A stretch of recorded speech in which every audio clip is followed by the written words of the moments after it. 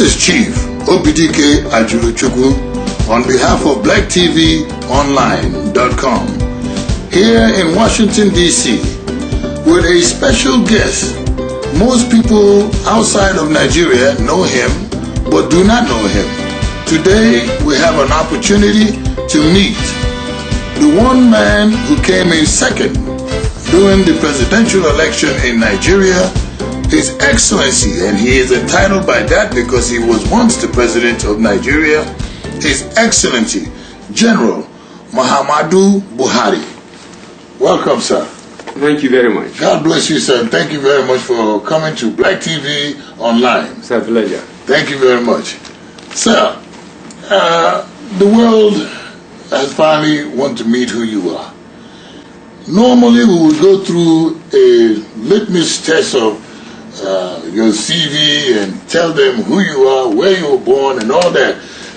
But we will leave that to you to do. Would you please tell the viewers of BlackTVOnline.com who you are?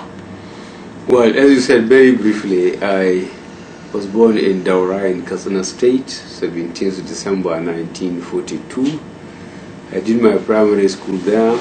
I went to Katsina Middle School 1953, Katsina Secondary School 56 to 61, Nigerian Military Training College, Kaduna, 62, commissioned in the United Kingdom, January 1963, went to Zaire as a junior officer.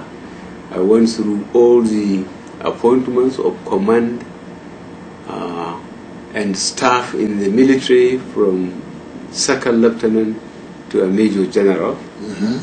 I was head of state 1983 to 85. Of course, I was overthrown August 1985. No, most people in a democratic society don't understand what overthrown means. Well, okay, well, removed from power in a coup. A coup d'etat. Yes, detained for 46 months, went back home.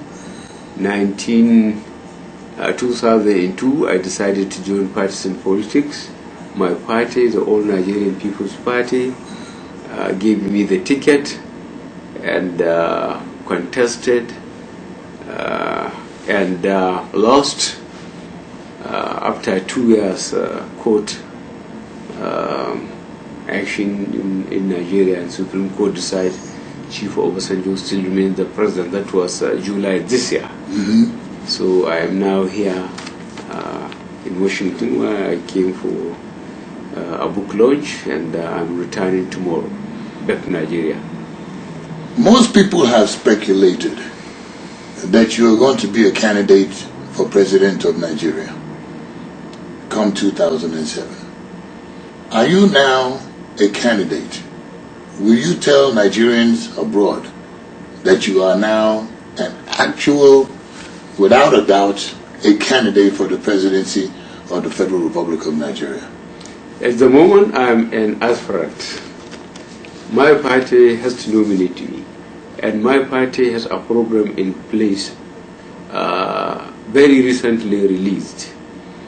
Between January 28th and April 28th next year, there will be a series of congresses from wards to local government to state, and then convention. 28th of April next year in Abuja. It will be at that convention that I will know whether my party will nominate me again as its as the flag bearer for ANPP against 2007.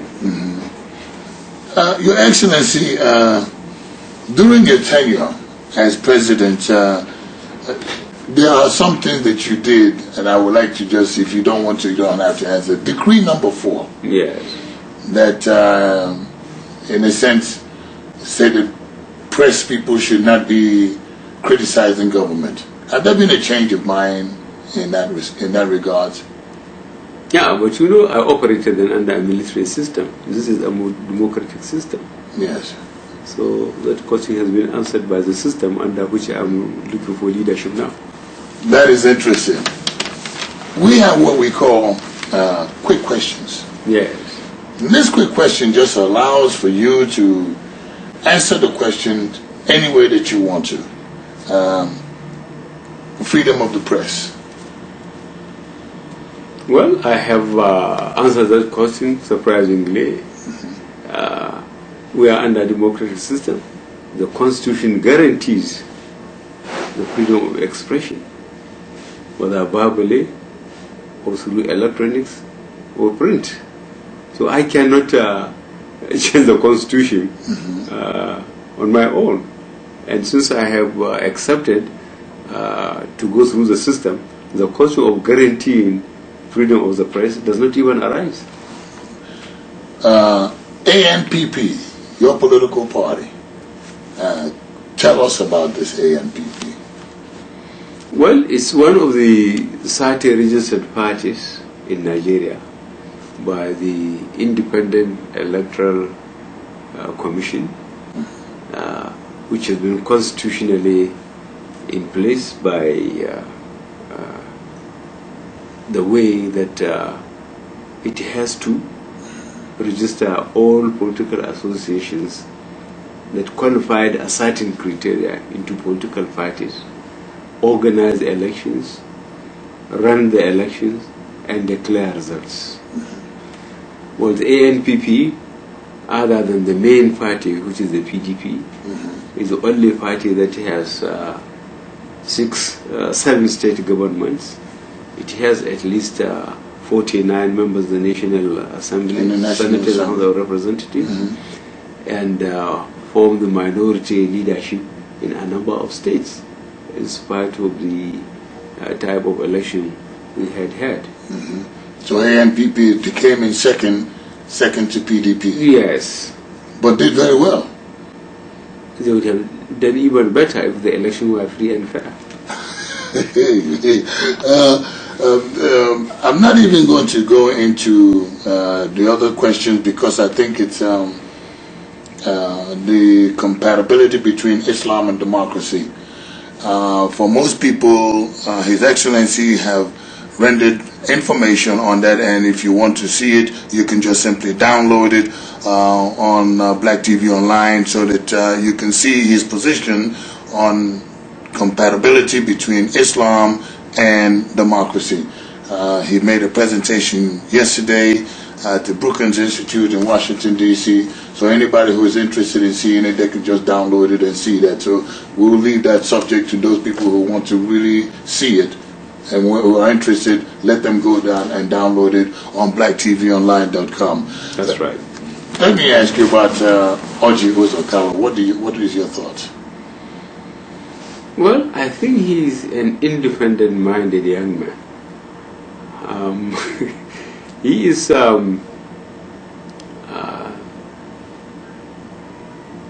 highly innovative, I think courageous, knows what his constituency wants, and is heading for it. I have a lot of respect for him. You know he is a candidate. Yes, he wants to be a candidate. He said it, and he is already paying some adverts in the national papers. Education in Nigeria. There is a substantial amount of belief that a majority of educated Nigerians are outside of Nigeria. Is there anything that you would do if you were to win the presidency to bring Nigerians back to Nigeria? Yes. Certainly, Nigeria needs quality manpower to remain at home, to help rehabilitate our infrastructure in education, healthcare, power, and above all, I think security. Because all this noise the government is making about investment in Nigeria, the environment is just not conducive. And investors that go and survey, I think, was held, their intention to invest in Nigeria until the physical security of the country has improved. So really, physical and material security is virtually our priority. But yeah, I know that you see Nigeria from a different perspective, that is from a national perspective. That's right. Is security still a major issue in Nigeria? It is a major issue in Nigeria. So would you encourage those industrialized nations? Is it safe for them to come to Nigeria and invest in Nigeria? We will try and make Nigeria safe as soon as possible, as quickly as possible, because the infrastructure is there. We have the military, we have the civil police agencies. What we need is innovation, retraining, re-equipping, and certainly supervision from the highest level. Let me ask you a soft question. History is changing. Africa is changing. Liberia just elected a woman as the president of that country. The first woman ever in the whole history of Africa. What is your thought about this woman being elected as president of Liberia, of an African country? Well, an African country, isn't this the same with Germany? She's just having her first chancellor. That depends on my party. I believe the hierarchy of my party will be upset if I make up my mind for the party here in the United States. Okay. Would you consider having a woman as your running mate? Still, it depends on my party. If my party said this lady is highly qualified, the party said she's going to be a running mate, if my party gives me the ticket, I have no alternative but to accept her. Excellency, in Nigeria, much of the state, the funding for the state comes from the federal government. There is now some belief that the states don't have very much right to develop certain other economics, take the role of developing other economic projects. Would you support states to have a greater right in what happens in those states, in every state? I think the question is wrong. States are given allocation from the federal revenue allocation formula. They are supposed to have budgets. What do they do with that budget is supposed to be argued by their state assemblies, and what they approve becomes law. States can have different priorities. For example, most of the northern states, agriculture and education ought to be their priorities. Because in Nigeria, you know very well, at least 70% of Nigerians live in the rural areas. Then it makes a lot of sense for all Nigerian governments, the 3 tiers of governments, to invest heavily in agriculture. That will keep the able bodies, the 70% of the able bodies in that area, very busy and productive. And therefore increase the security of Nigeria and productivity. Well, you put it a little differently, and I think most Nigerians will accept your explanation.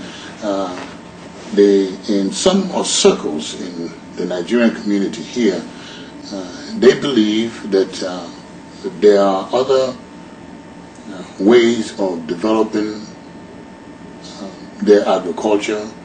There are other things that in their states that they can do. Solid minerals, for example, solid minerals. Correct. You see, the problem in Nigeria for those who are living there now, there are too much unemployment of able bodies, and that's very, very dangerous for the nation state security.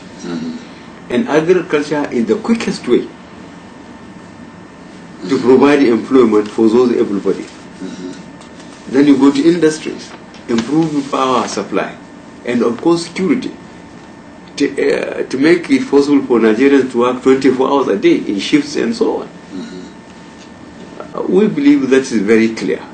It only needs the political will for leadership at all the tiers of government to implement. All right, sir. Third term agenda for His Excellency Olusegun Obasanjo. What is your view on it? Do you support a third term agenda, the referendum, all the efforts that is being made for the president to return as a third term? Well, how I wish you had been following the statements I am making, political appointment. Before the February died, when his book was being launched, I flew into Port Harcourt, and I was asked virtually the same question you were asking me by your Nigerian colleagues, journalists. And I told them I am totally against Chief Obasanjo's move for the third term, no matter how he wants to circumvent it. The Constitution of the Federal Republic of Nigeria is absolutely clear on how processes of changing the Constitution should start. I believe Chief Obasanjo wasted Nigerian money by forming the Political Reform Conference and drawing it nominations, majority of which nominated by him personally, the rest by his party, and given a constitutional amendment proposal to be debated by that body and then maybe surreptitiously sent to the National Assembly. When actually the National Assembly is supposed to initiate the processes of constitution changing. The executive can send the bill, private members can start initiating by sending the bill. Constituencies can call their representatives, give them a draft of the bill to be taken. Then why waste Nigeria's several billion naira that can be usefully put, especially to put into power? I have consistently been against it. It is Western Nigerian resources and Western Nigeria's time. The Constitution now specifically said 2 terms of 4 years by governors and president. I think Chief Obasanjo is physically and mentally tired. I think he should go 2007. Is it something that he is doing? You know him. Yes, Is it I something served that under he him is for 4 years. Is he actually the one that is pushing for this He is. third term? He is. It's not being done by people around him. He is.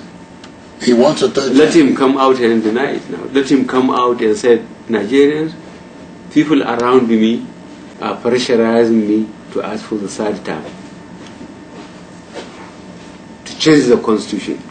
I am not for it. This constitution, as far as terms, the 2 terms, by the president, the vice president, the governors and deputy governors, will not be changed, will not be initiated by me, period. I am going 2007. He would have done Nigeria a great deal of favor. It would be easier. It would have been easier for the country, because his third term attempt is going to be resisted.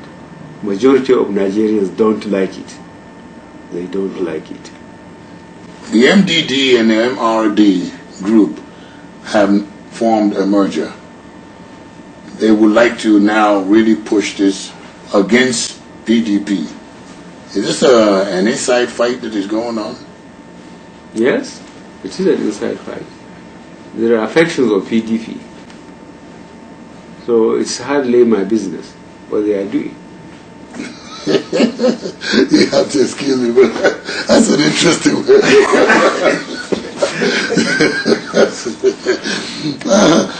Excellency, you remember the war, the Biafran-Nigerian war. Yeah. There are still some feelings. There are still some anger. How do you feel about this Mossab and all these other organizations that still want to separate from the rest of Nigeria? Have the wounds of the war been healed? And if you become president, do you have a formula to heal this wound? I think that will have adequately been healed by General Gowon. General Gowon, when he announced no victor, no vanquish, he meant it. Throughout those 30 months, other than a few weeks, I was involved in it.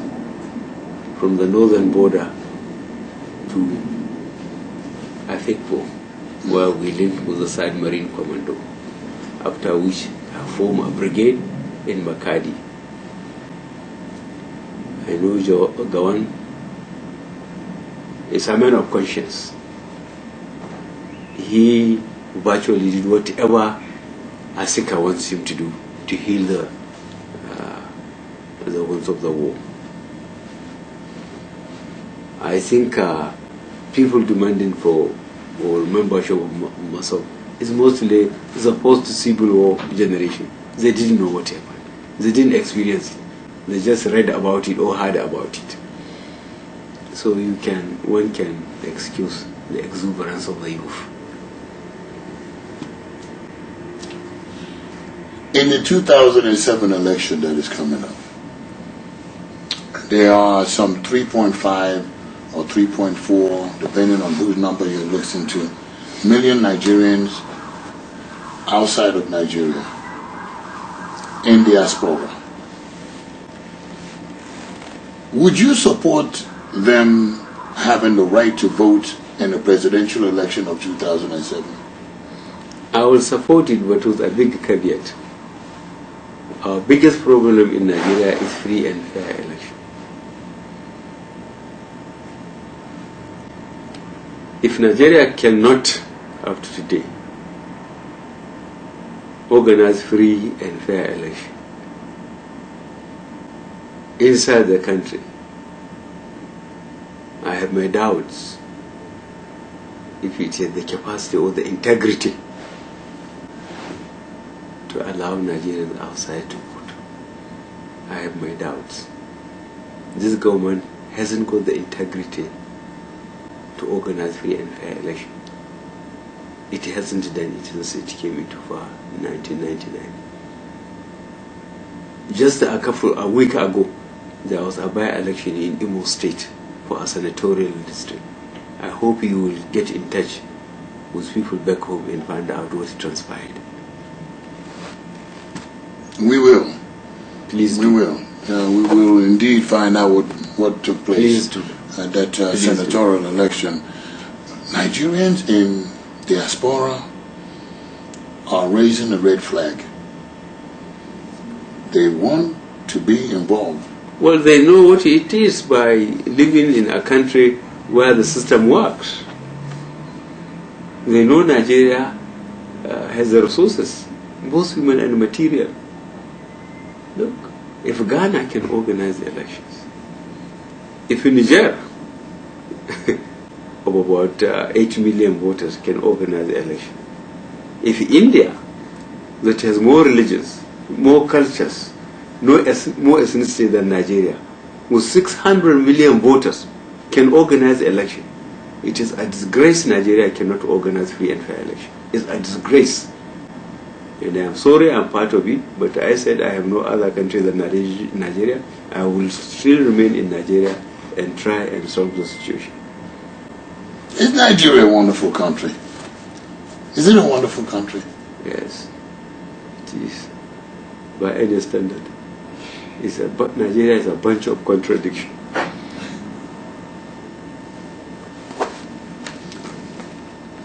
I would like to thank you for this most exclusive interview. If you had anything at all to say to Nigerians in diaspora, would you tell them anything that is in your heart, not only as a candidate, but as a former head of state? Talk to Nigerians. Firstly, I pass by this message my respect to Nigerians that are here. They are innovative, competent Nigerians whose capacity to lead independent life made them successful in this country of great competition. But I appeal to Nigerians here to contact their constituencies back at home and directly continue to encourage and educate people back at home about the values of developed democracy. From 1991, when the Soviet Union collapsed. This is an empire in the 20th century that collapsed without a shot being fired because the system became hopelessly inefficient. Because of the adage, power corrupts, absolute power corrupts absolutely, in the Communist Party there. From that time I was convinced multi-party democratic system is the best form of governance, with the big caveat that elections must be free and fair. Nigerian in that pressure must go back home, directly or indirectly, and organize free and fair election and encourage free and fair election. There is an organization, a very brand new organization in the United States called ANAC, All Nigerian American Congress, that is trying to bring all Nigerians under one roof instead of the separate, different organizations that exist in the country. On their next, there is an effort to try to bring them, have a new congressional meeting. Could we ask you to come to them the next time that you come around, if they're having a meeting, and talk about democracy and about your election? It will be a pleasure. There it is. His Excellency will come to ANAC because he believes in a holistic Nigeria. Am I correct, sir? Absolutely. Sir, I'm most grateful for your allowance of this interview. Nigerians, you have heard it. America, you have heard it. His Excellency Buhari have talked to us on this day. This is Chief Obidike Ajurichukwu on behalf of Black TV Online. God bless you, sir. Thank you very much. Thank you very much for this interview. It's a pleasure. God bless you and have a safe trip home. Thank you very much. Thank you, sir. Bye.